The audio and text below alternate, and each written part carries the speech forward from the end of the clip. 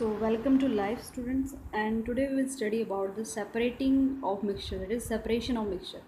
अब तक हमने मिक्सचर्स को बनाना सीखा, दो सब्सटेंसेस को मिक्स करना सीखा है, एंड नाउ हम उनको अलग करना सीखेंगे, that is their separation methods we are going to learn in this class. So first of all the first method, अगर हमें कोई भी कलर्ड कंपाउंड है, दैट इज़ कोई भी इंक है या फिर डाई है, अगर उसको हमें सेपरेट करना है तो हम कैसे करेंगे. दैट इज़ हमारी कोई इंक है, उसके अंदर दो पार्टिकल्स होंगे, इंक और that is dye, that is coloured particle and water. उसको हम सेपरेट कैसे करेंगे, उस मेथड को हम बोलते हैं दैट इज़ एवापोरेशन. एवापोरेशन बहुत सी चीज़ों को सेपरेट करने के लिए काम आ सकता है. Now we are applying it to the separation of dye from ink, right. Now how to obtain coloured component, जैसे कि हमारी ब्लू या फिर ब्लैक कलर की इंक है हमारे पास, ठीक है, और उसमें से हमने जो है उस कलर्ड कंपोनेंट को अलग करना है. दैट इज़ उसको हमने क्या करना है, डाई को अलग करना है उसके अंदर से, इंक में से. इंक कैन बी ब्लू और ब्लैक, कैसे भी कलर की इंक है हमारी, उसमें से हमें जो उसका कलर्ड कंपोनेंट है ना, दैट इज़ सॉल्यूट पार्टिकल जो उसके अंदर प्रेजेंट है, उसको हमने अलग करना है.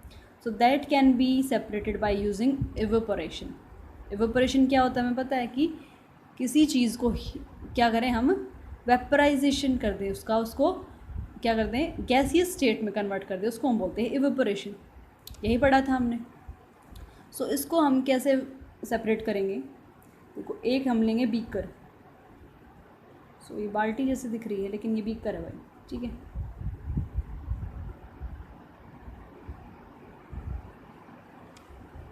जैसे हमने एक बीकर लिया, उसके अंदर क्या कर लिया हमने, वाटर, ठीक है, और इसको हमने रख दिया ट्राइपॉड स्टैंड के ऊपर, और इसको हमने क्या कर दिया, बर्नर से हम इसको हीट कर रहे हैं, राइट. और इस बीकर के ऊपर रखा हमने क्या, वॉच ग्लास.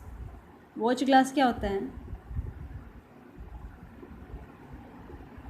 एक कांच का ऐसा सा बर्तन होता है, बर्तन नहीं कह सकते, एपरेटस कह सकते हैं. कांच की एक प्लेट होती है कर्व शेप की, ठीक है, उसको हम बोलते हैं watch glass. That is of almost handful size, ठीक है, हमारे हाथ जितनी होती है, हाथ से थोड़ी छोटी, ठीक है. सो कांच की एक प्लेट टाइप होती है, कर्व शेप की कुछ एक प्लेट सी होती है, जिसको हम बोलते हैं वॉच ग्लास. तो क्या करेंगे, इसके ऊपर हमने वॉच ग्लास रख दिया. उस वॉच ग्लास के अंदर क्या करेंगे, जिस इंक को के अंदर से हमें अपनी डाई को सेपरेट करना है ना, वो इस वॉच ग्लास के अंदर जो है हम ड्रॉपर की हेल्प से या फिर कैसे भी इसके अंदर डाल देंगे, किसके अंदर, वॉच ग्लास के अंदर. और इसको हम कंटिन्यूसली क्या कर रहे हैं, हीट कर रहे हैं.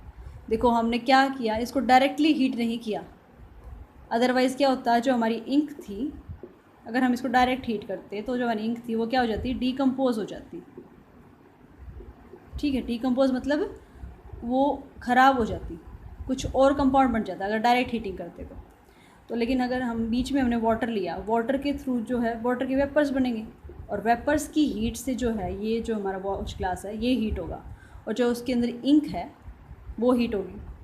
और इंक के अंदर जैसे जैसे हीट बढ़ती जाएगी, जो इंक के अंदर वाटर मॉइस्चर है वो क्या हो जाएगी, एवोपोरेट होना स्टार्ट हो जाएगी, वेपराइजेशन उसका स्टार्ट हो जाएगी, वेपर के अंदर वो कन्वर्ट होना स्टार्ट हो जाएगी.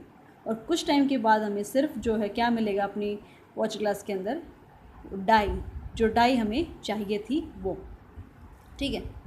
सो किसी भी सब्सटेंस को हमें डायरेक्टली हीट नहीं करना, otherwise that substance will get decomposed, right. So evaporation सिर्फ हीट के लिए ही यूज़ नहीं होता. तो यहाँ पे हमने मेथड क्या यूज़ किया, एवोपोरेशन.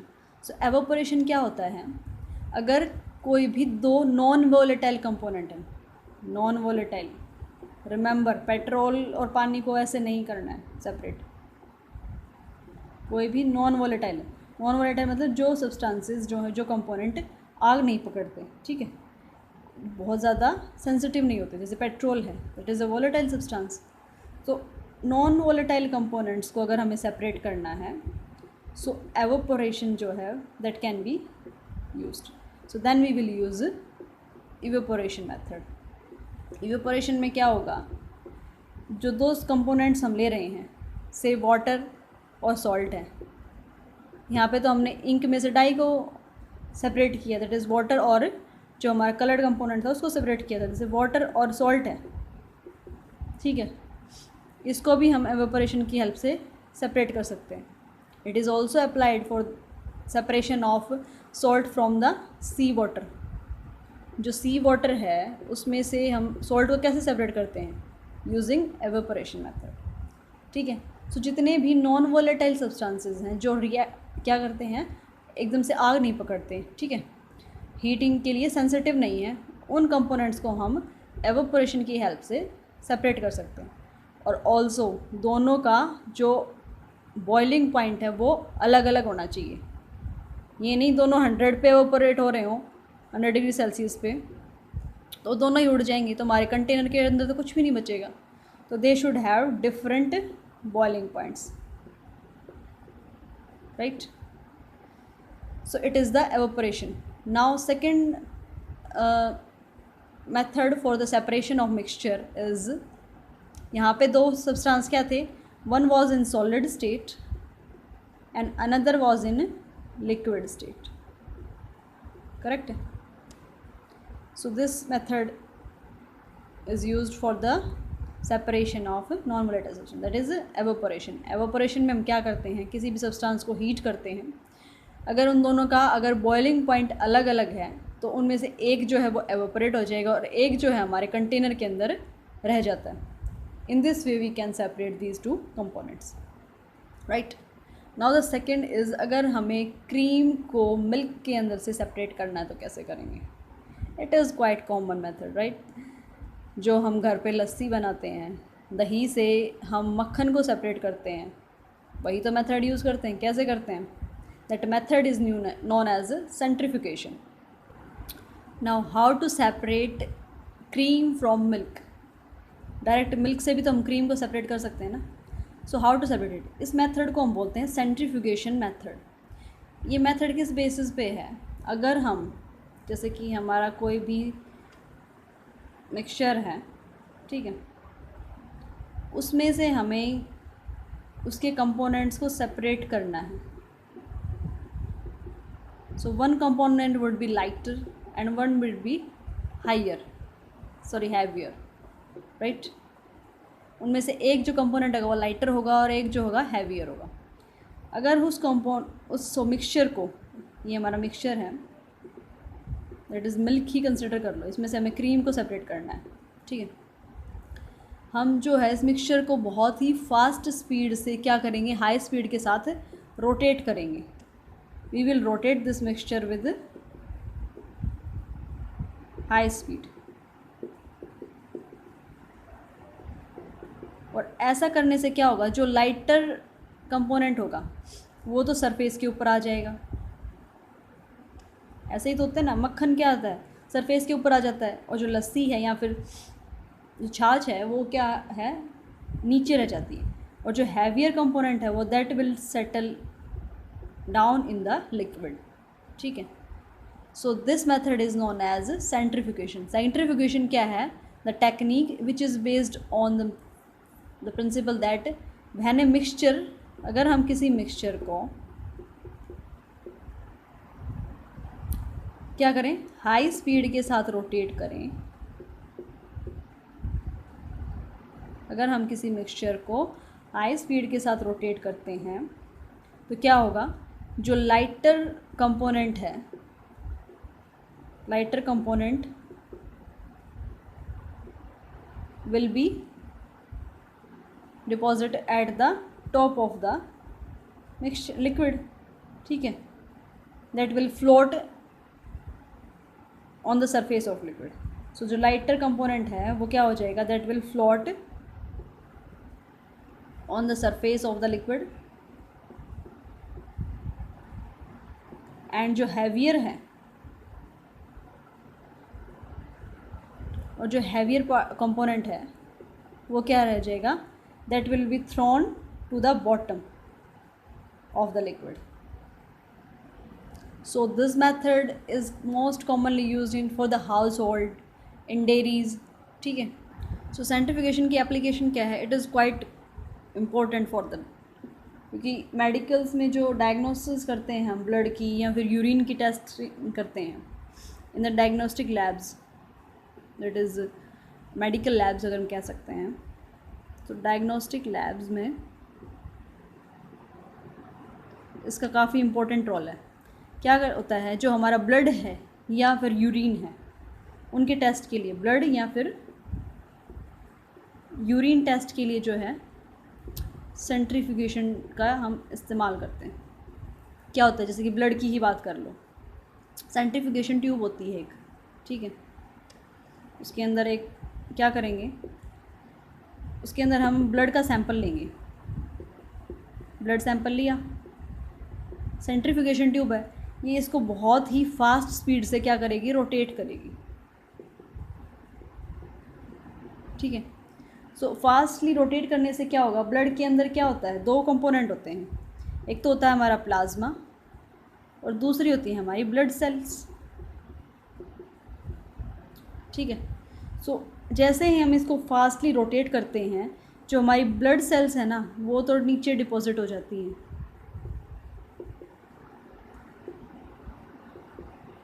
और जो प्लाज्मा है वो ऊपर आ जाता है. सो ऊपर वाले सरफेस पे क्या आ जाएगा, हमारा plasma. So in this way doctors या फिर the technicians diagnose the blood and urine. So it is quite and this method is centrifugation. So centrifugation is used in the diagnosis of blood and urine. So it is the first and most important application of the centrifugation method. Second is dairies में जो है, dairies हैं या फिर हमारे घर पे भी हम जो मिल्क है उससे बटर या फिर क्रीम को सेपरेट करने के लिए जो है फ्रॉम मिल्क सेंट्रीफ्यूगेशन मेथड का यूज़ करते हैं. जो रई हम लगाते हैं वो क्या करती है, जो हमारी दही है या फिर उसमें से उसको बहुत ही स्पीडली जो है वो रोटेट करती है, right. As it rotates our curd बहुत ज़्यादा स्पीडली रोटेट करती है. जो बटर होता है वो सरफेस पे फ्लोट करता है एंड जो हमारा बटर मिल्क बच गया वो नीचे बच जाता है. ठीक है. इन दिस वे क्रीम या फिर butter can be separated from milk and और कर्ड एज वेल. सो सेंट्रीफ्यूगेशन हम घर पे भी यूज़ करते हैं, या जो हमारी डेयरीज़ हैं जो दूध का काम करते हैं लोग, वो भी इसका यूज़ करते हैं. Third one is also it is very common, it is washing machines. Washing machine में क्या होता है, वो कपड़ों को घुमाती है, राइट. मतलब उसको फास्टली रोटेट ही करती है, और ऐसा करने से क्या होगा, जो हमारे डर्ट पार्टिकल्स हैं या ऑयल पार्टिकल्स हैं वो फ्रॉथ के साथ, दैट इज़ जो हमारे झाग बनते हैं ना साबुन के, उसके साथ जो है हमारे सरफेस पे फ्लोट करने लगेंगे. मतलब हमारे क्लॉथ से क्या होंगे, सेपरेट हो जाएंगे.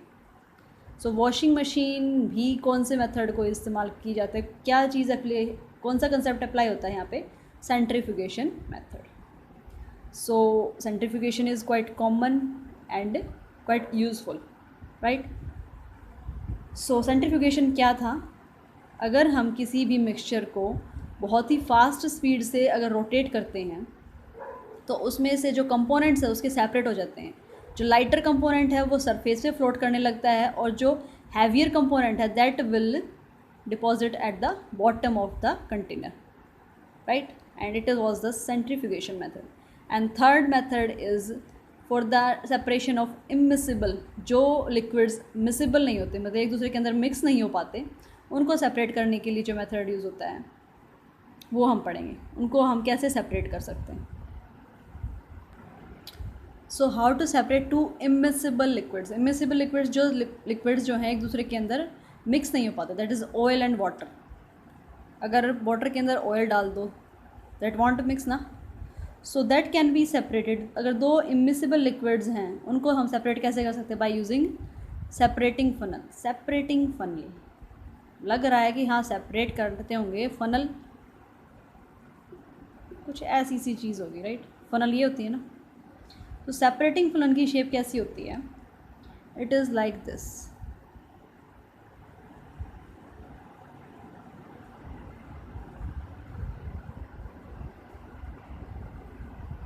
It is our separating funnel. ये सपेरे की बीन नहीं है, ये हमारी सेपरेटिंग फनल है, राइट। और यहाँ पे इस पे होता है एक स्टॉपर, जिसे हम बोलते हैं स्टॉप कॉक, ठीक है। यहाँ से हम क्या करेंगे, इसके अंदर हमारे लिक्विड्स को डाल, जो हमारा मिक्सचर है उसको हम डाल देंगे, ठीक है। इसके अंदर हमने 2 इमिसिबल लिक्विड्स लिए हैं। मान लिया हमने क्या लिया है, ऑयल प्लस वाटर का मिक्सचर लिया है, ठीक है। ऑयल प्लस वाटर मिक्सचर लिया है और उसको हमने इसके अंदर फनल के अंदर डाल दिया, राइट। अब इसको हम कुछ देर के लिए यहीं पे अनडिस्टर्ब्ड छोड़ देंगे, इसको हम नहीं हिलाते कुछ टाइम के लिए। इसको यहाँ से इसके अंदर हमने वो लिक्विड डाल दिया और अब हम इसको हमने छोड़ दिया, ठीक है। ये मिक्सचर किसका है, वाटर और ऑयल का है। And definitely oil and water are immiscible, एक दूसरे के अंदर प्रॉपरली मिक्स नहीं हो पाते, राइट। तो कुछ टाइम के बाद क्या होगा, ऑयल ऊपर डिपॉजिट होता है, राइट। तो नीचे वाले सरफेस में क्या होगा, हमारा वाटर, 2 लेयर्स बन जाएंगे कुछ टाइम के बाद, और ऊपर क्या रह जाएगा, अपना ऑयल। अब हम क्या करेंगे, स्टॉप कॉक को ओपन कर देंगे और यहाँ पे हम रख लेंगे अपना बीकर, ठीक है। जैसे ही फिर कुछ टाइम के बाद हम क्या करेंगे, स्टॉप कॉक को ओपन करेंगे, ड्रॉप वाइज क्या होगा, इसके अंदर वाटर कलेक्ट हो जाएगा। जैसे ही हमें लगेगा कि हाँ ऑयल आने वाला है, we will stop, close the stopcock, इस स्टॉप कॉक को बंद कर देंगे, ठीक है। अब फिर हम यहाँ पर रखेंगे दूसरा बीकर, इसको हटा लेंगे, पानी सेपरेट हो गया। अब हमने दूसरा बीकर रखा यहाँ पे और फिर स्टॉप कॉक को ऑन किया। सो यहाँ पे हमारा क्या डिपॉजिट होना स्टार्ट हो जाएगा, जैसे ऑयल। तो इस तरह से हम पहले तो वाटर को सेपरेट कर लेंगे और फिर ऑयल को कर लेंगे। So separating funnel can be used for the separation of 2 immiscible liquids. So इसकी एप्लीकेशन क्या है, डेफिनेटली एप्लीकेशन तो है, तभी तो हम इसको पढ़ रहे हैं, डेली लाइफ में एप्लीकेशन तो बनती है। सो एप्लीकेशन क्या है, first is for the separation of 2 immiscible liquid, that is oil water mixture है, उसको हम सेपरेट कर सकते हैं जैसे अभी हमने सेपरेट किया, ठीक है। या फिर बेंजीन और वाटर का मिक्सचर है, राइट। या फिर क्लोरोफॉर्म या फिर वाटर है, क्लोरोफॉर्म मिक्स हो रखी है वाटर के अंदर, उसको हमने सेपरेट करना है। So definitely it is use for the separation of immiscible components, immiscible liquids. देखो ऑयल वाटर के अंदर मिक्स नहीं होता प्रॉपरली, बेंजीन वाटर के अंदर मिक्स नहीं होता और क्लोरोफॉर्म वाटर के अंदर मिक्स नहीं होता, राइट। तो इनको हम कैसे सेपरेट करते हैं, by using this separating funnel. And second जो हमारा काफ़ी इम्पोर्टेंट है, जो हमारी स्टील फैक्ट्रीज़ हैं या फिर आयरन की फैक्ट्रीज़ हैं, उनमें जो है आयरन का जो एक्सट्रैक्शन होता है, आयरन की जो प्योरीफिकेशन होती है, आयरन जो हम मिट्टी से निकालते, खोद के निकालते हैं, ठीक है। तो definitely it is not in the pure form, ठीक है। सो आयरन के एक्सट्रैक्शन में क्या होता है, इसको एक्सट्रैक्शन करते हैं हम इसे ब्लास्ट फर्नेस, ठीक है, भट्टी होती है इसकी, जिसका नाम है ब्लास्ट फर्नेस। सो आयरन को हम हीट करते हैं एंड दैट इतने तक हीट करते हैं कि वो मेल्ट हो जाता है, ठीक है। ब्लास्ट फर्नेस के अंदर जो है हमारा जो आयरन लिया था हमने, क्रूड आयरन, दैट इज़ कच्चा आयरन जो कि प्योर नहीं है, वो मेल्ट हो जाएगा ब्लास्ट फर्नेस के अंदर। और 2 लेयर्स बनती है, that is one is molten slag, जिसके अंदर स्लैग होता है इम्प्योरिटीज़, जो वेस्ट होता है ना उसको हम स्लैग बोलते हैं। तो एक तो लेयर होगी हमारे मोल्टन स्लैग की, दैट इज़ जो हमारा वेस्ट है उसकी, जिसके अंदर इम्प्योरिटीज़ हैं, और एक हमारे प्योर आयरन की मोल्टन स्टेट है, pure molten iron. Molten means जो हमारा पिघला हुआ आयरन है, एक लेयर होगी उसकी। तो इन दोनों लेयर्स को भी सेपरेटिंग फनल नहीं लेंगे, क्योंकि सेपरेटिंग फनल भाई कांच की होती है, वो खुद पिघल जाएगी। तो जो हमारा ब्लास्ट फर्नेस है उसी में एक छेद होता है, और उसके नीचे लगा होता है स्टॉपर। उसको हम पहले क्या कर लेंगे, जो हमारा मोल्टन आयरन है डेफिनेटली वो नीचे होगा, प्योर फॉर्म है, आयरन है, हैवियर होगा, ठीक है। सो नीचे आयरन होगा, उसको निकाल लेंगे सेपरेटली, और फिर जो स्लग उसके अंदर है उसको सेपरेट किसी दूसरे कंटेनर के अंदर निकाल लेंगे। इस तरह जो है हम आयरन की प्योरीफिकेशन करते हैं इन द फैक्ट्रीज़, ठीक है। So this is also based on the separating funnel method. इसमें भी तो सेपरेटिंग फनल हमने अलग ली, अलग तरीके से बनाई, लेकिन मेथड तो वही यूज़ किया कि दो जो इमिसिबल लिक्विड्स हैं उनको हमने सेपरेट सेम मेथड से किया, पहले एक को एक्सट्रैक्ट कर लिया, दूसरे को बाद में कर लिया, ठीक है। So these were the 3 separating methods for the mixture. So further जो मेथड्स बच गए हम नेक्स्ट क्लास में पढ़ेंगे। आई होप समझ में आया होगा सबको, and it is quite interesting as well. Thank you.